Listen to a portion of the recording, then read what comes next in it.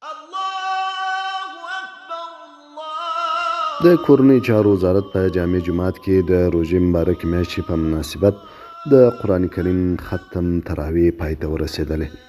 قل أعوذ برب الناس ملك الناس إله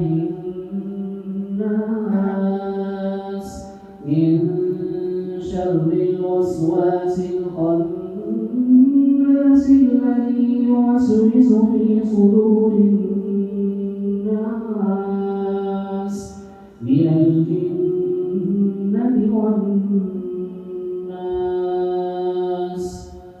دا مراسم د وزارت د چارواکو، امنیتي منصبینو، دیني عالمانو او ګڼ شمېر لمونځ کوونکو په حضور کې ترسره شول.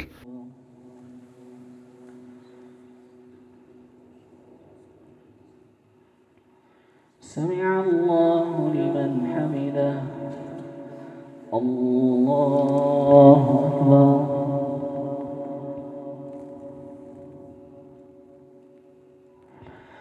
الله أكبر.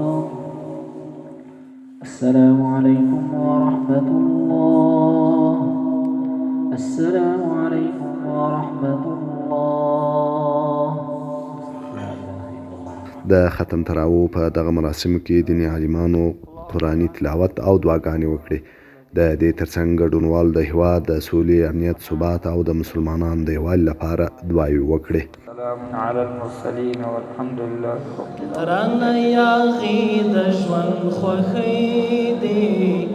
د قرآن کریم د تراویح د ختم په پای کې یو شمېر ترانه ویونکو هم خپلې ترانې ګډونوالو ته واورولې. اور می د ژوندون په عجم اور می